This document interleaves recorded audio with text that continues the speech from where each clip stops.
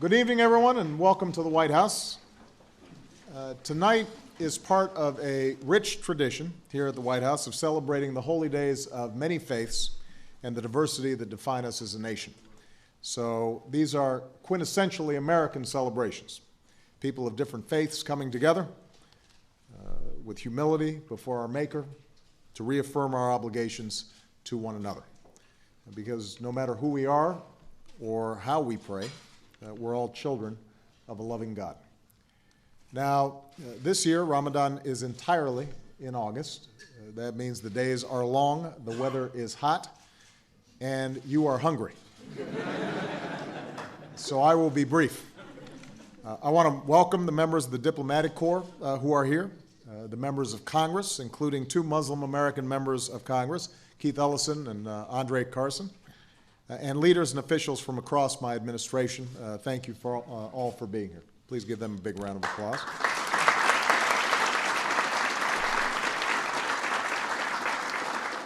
To the millions of Muslim Americans across the United States and the more than 1 billion Muslims around the world, Ramadan is a time of reflection and a time of devotion. It's an occasion to join with family and friends in celebration of a faith known for its diversity and a commitment to justice and the dignity of all human beings. So to you and your families, Ramadan Kareem. Now, this evening reminds us of both the timeless teachings of a great religion and the enduring strengths of a great nation. Like so many faiths, Islam has always been part of our American family, and Muslim Americans have long contributed to the strength and character of our country in all walks of life. This has been especially true over the past 10 years. In 1 month, we will mark the 10th anniversary of those awful attacks that brought so much pain to our hearts. It will be time to honor all those that we've lost, the families who carry on their legacy, the heroes who rushed to help that day, and all who've served to keep us safe during a difficult decade. And tonight it's worth remembering that these Americans were of many faiths and backgrounds, including proud and patriotic Muslim Americans. Muslim Americans were innocent passengers on those planes, including a young married couple looking forward to the birth of their first child. They were workers in the Twin Towers, Americans by birth and Americans by choice, immigrants who crossed the oceans to give their children a better life. They were cooks and waiters, but also analysts and executives. There, in the towers where they worked, they came together for daily prayers and meals at iftar. They were looking to the future, getting married, sending their kids to college, enjoying a well-deserved retirement. And they were taken from us much too soon. And today, they live on in the love of their families and the nation that we'll never forget. And tonight, we're deeply humbled to be joined by some of these 9/11 families, and I would ask them to stand and be recognized, please.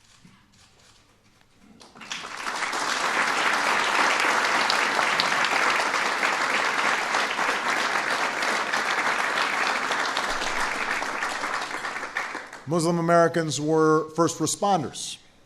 The former police cadet who raced to the scene to help and then was lost when the towers collapsed around him, the EMTs who evacuated so many to safety, the nurse who tended to so many victims, the naval officer at the Pentagon who rushed into the flames and pulled the injured to safety.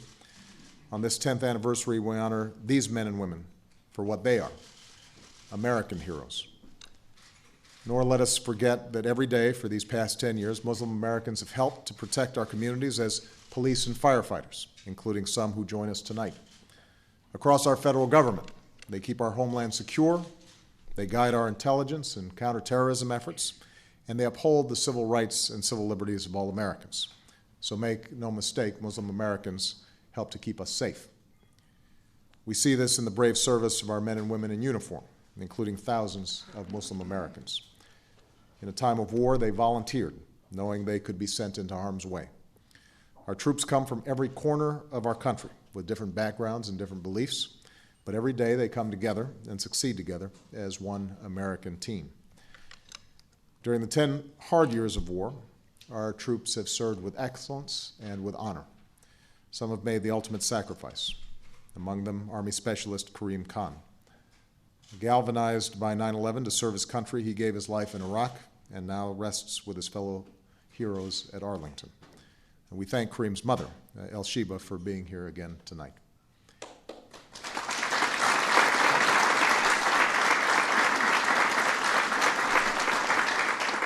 Like Kareem, this generation has earned its place in history, and I would ask all of our service members here tonight, members of the 9/11 generation, to stand and accept the thanks of our fellow Americans.